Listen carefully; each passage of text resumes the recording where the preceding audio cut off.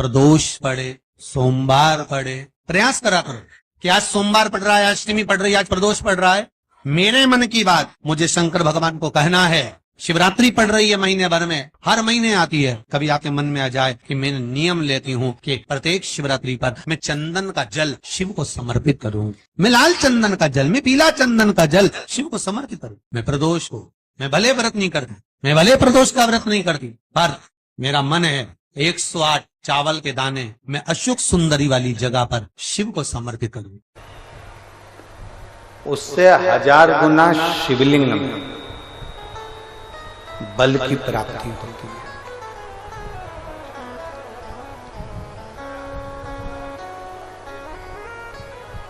प्रदोष के दिन यदि आपको कहीं से शमी पत्र मिल जाए,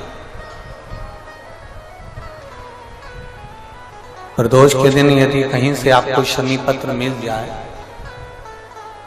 और प्रदोष काल में, प्रदोष का जो समय होता है, शाम का जो समय होता है प्रदोष काल, 4 प्रदोष 5 प्रदोष आप कर देखिएगा कि आपका कोई काम है, कोई नौकरी के लिए आप अप्लाई कर रहे हैं, कोई समस्या बड़ी विकट आ गई है, कोई तकलीफ, बड़ा गला पकड़ रहा है बेटा, कोई तकलीफ विकट आ गई है, कोई समस्या विकट आ गई है, प्रदोष के प्रदोष काल में अगर एक शमी पत्र भी आप घर के शिवलिंग को, अब ये करने के लिए आपको मंदिर के शिवलिंग नहीं जाना, अपने घर में जो शिवलिंग, चाहे वो स्फटिक का हो, पारद का हो, कंकर शंकर का हो, लकड़ी का हो, जो शिवलिंग तुम्हारे घर में, कांच का हो, चाहे वो नर्मदा के कंकर का हो, नर्मदेश्वर हो, पाषाण का हो, जो शिवलिंग, चांदी का हो, सोने का हो, तांबे का हो, पीतल का हो, जो शिवलिंग तुम्हारे,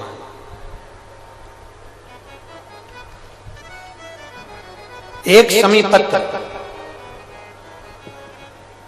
यदि आप भगवान शंकर के शिवलिंग पर समर्पित कर रहे हो और उस शमी पत्र को उठाकर रात्रि को 9:15 की जो एक मुहूर्त होता है, एक समय होता है, जिस समय पर हम अपने मन की बात भगवान शंकर को कहते हैं, पूर्व में भी इसका वर्णन हम कर चुके हैं कथाओं में। उस 9:15 पर वो शमी पत्र को उठाकर एक कागज में, एक कटोरी में उसको रखते थे। 4 या 5 प्रदोष के उस शमी पत्र को अपने पास में रखिए और जिस कार्य के लिए जा रहे हो उसको जेब में ऊपर के भाग में उसको रखकर लेकर जाइए, आपका वो कार्य सफल होकर ही रहेगा, वो रुक नहीं सकता। शमी पत्र में इतना बल होता है, प्रदोष का जो शमी पत्र होता है वो बड़ा बलवान होता है, बड़ा एक पत्र है।